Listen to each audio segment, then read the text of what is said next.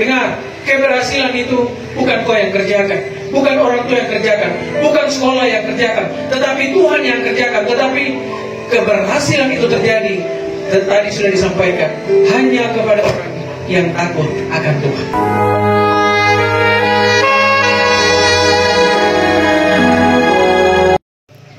Saya bangun pagi, saya berdoa dan minta Tuhan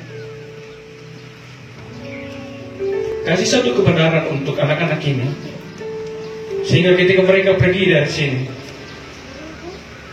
mereka memegang kebenaran firman Tuhan. Karena tidak ada satu hal pun yang bisa membuat mereka berhasil.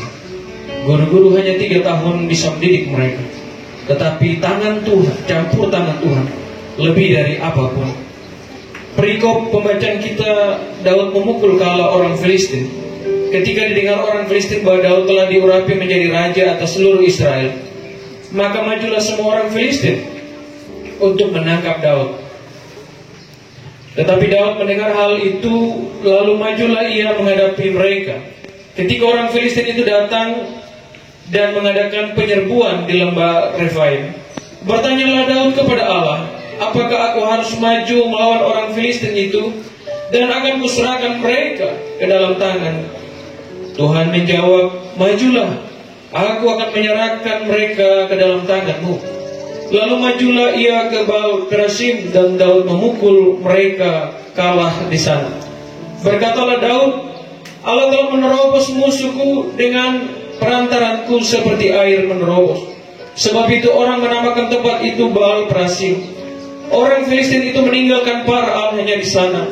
Lalu orang Israel membakarnya habis atas perintah Daud.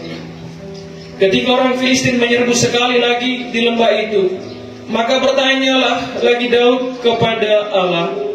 Lalu Allah menjawab, janganlah maju di belakang mereka, tetapi buatlah gerakan lingkaran terhadap mereka, sehingga kau dapat menyerang mereka dari jurusan pohon-pohon kertau. Dan bila kau mendengar bunyi derap langkah di puncak pohon-pohon kertau itu, maka haruslah kau keluar bertempur.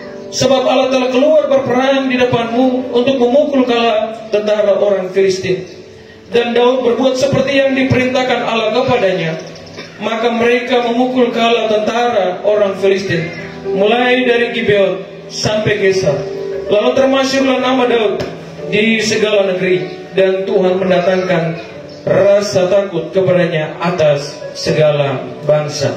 Demikian jauh pembacaan firman Tuhan. Berbahagialah setiap kita yang membaca dan merenungkan kebenaran firman Tuhan dalam kehidupan kita.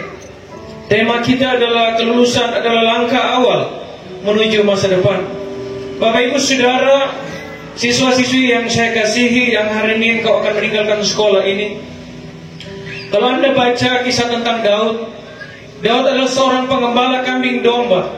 Ketika Samuel datang mencari raja dari tengah-tengah keluarga Isai dari tumbur Isai, Daud adalah salah satu anak yang tidak dianggap, tidak dipandang sosoknya menjadi anak cadangan dalam tanda petik. Dianggap bahwa tidak mungkin dia menjadi seorang pemimpin yang besar. Tetapi Alkitab berkata bahwa Tuhan melihat hati. Tuhan tidak melihat segala pencapaian, kemampuan, kepribadian seseorang. Pribadi yang Tuhan selidiki adalah hati. Bapak Ibu Saudara, orang tua yang dikasihi, anak-anak yang saya kasihi di dalam Tuhan kita Yesus Kristus, waktu Daud akan menjadi raja, setelah dia dilantik, dia dipersiapkan di tengah-tengah kambing domba, lalu dia menjadi pembawa senjatanya Saul. Ketika dia diurapi menjadi raja, dia tidak langsung menjadi raja, tidak serta-merta langsung dia sukses. Lalu sampailah dia juga ketika setelah membunuh Goliat, dia ada dalam pelarian, lari dari padang gurun satu, dia mengembara dari gunung yang satu ke tempat yang lain. Itu adalah tempat dia diproses dan dipersiapkan untuk menjadi raja. Ada sebuah proses yang panjang. Artinya demikian Bapak Ibu Saudara, untuk menjadi sukses, saya menangkap pesan terakhir dari siswa yang tadi boleh menyampaikan bahwa untuk mencapai angka 10 itu tidak harus ditambahkan, tetapi 100 bisa dikurang 90. mendapat hasil 10. Seringkali kita bisa mengalami sebuah kemunduran dalam hidup kita, tetapi sebenarnya kemunduran itu sedang dipersiapkan Tuhan untuk memproses setiap kita untuk menjadi generasi yang Tuhan inginkan. Ada dua hal penting dari pembacaan kita di sini. Yang pertama, bagaimana Daud ketika dia menjadi raja, dia menjadi sukses, dia menjadi raja yang besar. Kalau kita baca dalam kitab raja-raja dan seterusnya, setiap raja yang naik setelah Daud selalu dibandingkan bahwa tidak ada seorang pun yang sehebat seperti Daud. Kehebatannya bukan hanya dalam kepemimpinannya, tetapi takut akan Tuhan, menghormati Tuhan, menjadi sebuah keteladanan dan menjadi standar yang Allah inginkan bagi raja-raja yang berikut. Kita lihat pada ayat yang ke-10. Bertanyalah Daud kepada Allah, apakah harus maju melawan orang Filistin itu, dan akan kau serahkan mereka ke dalam tanganku? Tuhan menjawab, majulah, aku akan menyerahkan mereka ke dalam tanganmu. Bapak Ibu Saudara, siswa-siswi yang dikasih oleh Tuhan kita Yesus Kristus, kesuksesanmu itu tidak ditentukan oleh sebuah ijazah yang kau pegang hari ini. Itu hanya sarana. Kalaupun nanti kau punya gelar titel, kalau kau sampai dengan S1, S2, itu hanya sarana. Sebuah kesuksesan itu ditentukan oleh Tuhan. Daud dia bertanya kepada Tuhan. Artinya begini, bahwa engkau ingin maju berhasil untuk meraih sesuatu, bertanyalah kepada Tuhan. Jadilah pribadi yang datang berlutut di hadapan Tuhan untuk mencari kesuksesan. Anda tidak mencari di dunia, Anda tidak mencari di jalan, Anda tidak mencari pertolongan orang kuat, Anda tidak mencari siapapun. Tetapi ketika Anda mencari Tuhan, bahwa Tuhan akan menyediakan yang namanya sukses itu. Amin. Amin, siswa-siswi. Bilang kau punya teman, tanya Tuhan. Jangan tanya orang pintar. Jangan pergi cari tete baru. Tete, saya sudah lulus, saya ini mau jadi apa? Tete bilang, jadi apa? Daud dia bertanya kepada Tuhan, menjadi contoh bagi kita bahwa itu sebuah keputusan yang tepat. Walaupun dia pernah mengalahkan Goliat, ketika orang Israel dan Saul tidak bisa mengalahkan Goliat. Goliat itu sudah pandai berperang, dia punya senjata yang lebih baik daripada Daud. Siapa sih Daud? Hanya mengembalakan kambing domba, hanya membawa perangkat daripada senjata dari Saul. Dia hanya pengawal, dia hanya pemain kecapi. Tetapi ketika dia berhadapan dengan Goliat, dia memenangkan pertempuran itu. Dia punya pengalaman, tetapi untuk maju lagi bertempur, dia bilang, saya harus tanya Tuhan. Mungkin kau bisa lulus dari sekolah ini dengan predikat sebagai siswa terbaik, tetapi apapun di luar sana yang kau akan lakukan, bertanyalah kepada Tuhan. Masuk ke kamarmu berlutut, minta tuntunan Tuhan. Orang tua, sebelum Anda mengutus anakmu pergi untuk tes ini dan itu, masuk di perguruan tinggi, berlututlah dan tanya kepada Tuhan, apakah Tuhan kau mengizinkan anak saya ada di posisi ini? Ini menjadi penting, Bapak Ibu Saudara, karena Tuhan kalau dia membuka, tidak ada yang bisa menutup. Tetapi kalau Tuhan menutup, tidak ada yang bisa membuka.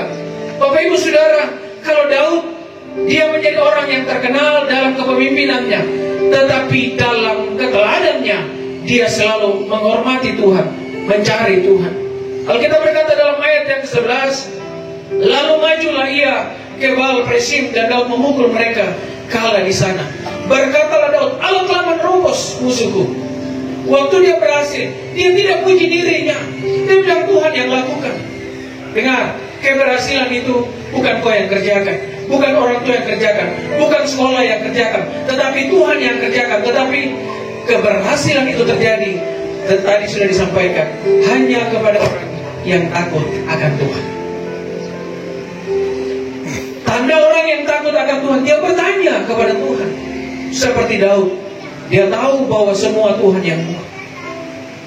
Tidak ada sebuah keberhasilan yang instan yang bisa kita raih dengan kita beli. Tetapi hari ini saya mau bilang, untuk anak-anak Papua, orang-orang tua, mari kita belajar bagaimana Daud dalam keberhasilannya, dia selalu mengandalkan Tuhan. Ayat yang ke-12 berkata, orang Filistin itu meninggalkan bara Allahnya di sana, lalu orang Israel membakarnya habis atas perintah Daud. Ketika orang Filistin menyerbu sekali lagi di lembah itu, Maka bertanya lagi Daud kepada Allah. Lalu Allah menjawab, janganlah maju di belakang mereka, tetapi buatlah gerakan lingkaran terhadap mereka. Ini bagian yang kedua. Kalau yang pertama, dia datang bertanya kepada Tuhan, dia duduk berdoa meminta petunjuk kepada Tuhan. Yang kedua adalah memiliki kepekaan terhadap jawaban Tuhan. Karena seringkali kita gagal karena kita bertindak sesuai dengan keputusan hati kita. Padahal Tuhan bilang jangan ke situ, jangan ke sini, tunggu dulu, waktunya belum. Kita maju waktu kita gagal, kita kecewa kepada Tuhan. Tuhan bilang kepada Daud seperti apa? Jangan maju dulu. Maka bertanya lagi Daud kepada Allah. Lalu Allah menjawab, jangan maju. Bapak Ibu Saudara, kepekaan terhadap jawaban Tuhan itu penting.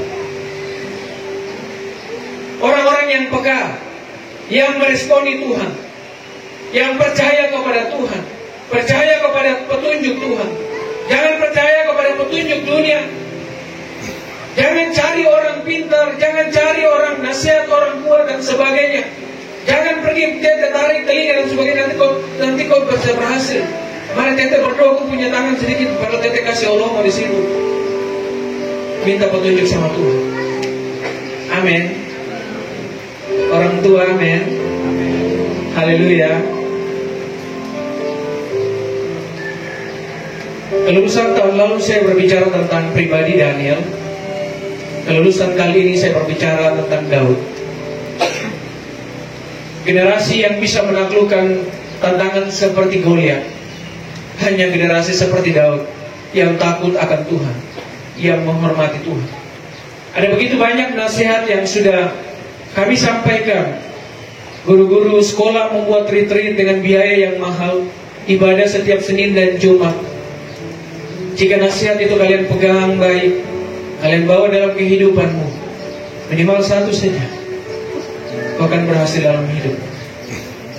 Saya mau sampaikan, waktu saya sudah sampaikan bagian ini ketika saya pimpin ibadah. Ada satu anak yang sekarang ada di Malaysia. Waktu saya khotbah tahun lalu, saya bilang begini, waktu kau jatuh bangkit lagi. Kau berlari, waktu kau jatuh bangkit lagi. Berlari, jatuh bangkit lagi. Sampai kegagalan itu tidak bisa menghancurkan hidupmu, sampai kau ketemukan kesuksesan. Hari ini dia ada di Malaysia, bekerja di sana di pemerintah Malaysia. Salah satu lulusan dari SMA IPK. Bukan karena kami, bukan karena sekolah ini, tetapi karena pilihan dia menghormati Tuhan. Tuhan bisa bawa dia pada level itu. Kepekaanmu terhadap jawaban Tuhan dalam hidupmu. Baca firman Tuhan supaya kau tahu apa yang Tuhan inginkan. Berdoa supaya kau tahu apa yang Tuhan inginkan dalam hidupmu. Ketika orang Filistin menyerbu sekali lagi di lembah itu, maka bertanya Daud, Tuhan bilang begini, jangan maju. Ayat yang ke-15, dan bila kau mendengar bunyi derap langkah di puncak pohon-pohon kertau itu, maka haruslah kau keluar bertempur. Bapak Ibu Saudara, ada kesulitan, tetapi Tuhan tidak pernah tinggalkan kita. Tetapi mari biarkan Tuhan yang bertindak terlebih dahulu. Jangan kau bertindak atas kesulitan itu, karena kau pasti kalah. Engkau tidak bisa memenangkan pertempuran dalam kehidupanmu kalau Tuhan tidak bertindak. Kalau Tuhan tidak berjalan di muka, jangan. Tunggu sampai Tuhan jalan dulu. Tunggu sampai Tuhan bertindak. Tunggu sampai tanda-tanda Tuhan sudah bertindak, baru kau tahu itu Tuhan sudah bekerja dalam hidup. Siapa si Daud? Dia tidak dianggap. Dia hanya menjaga kambing 2-3 ekor. Mungkin kau datang dari latar belakang keluarga yang tidak terpandang, tidak terhormat. Kau tidak punya orang tua yang lengkap. Tapi kau punya Tuhan yang akan berjalan di muka, yang akan memimpin hidupmu, membawa kau pada sebuah kesuksesan. Dengarkan firman Tuhan ini dan lakukan dalam kehidupan. Sebagaimana Daud menjadi berhasil, jadilah seperti itu. Generasi Daud dari SMA IPK yang akan memuliakan Tuhan karena Tuhan menyertai kehidupannya. Mari tepuk tangan yang terbaik untuk Tuhan kita, untuk siswa-siswa SMA IPK yang hari ini boleh lulus. Ayat yang ke-11 dia berkata, Lalu termasyurlah nama Daud di segala negeri, dan Tuhan mendatangkan rasa takut. Tuhan yang membuat semuanya.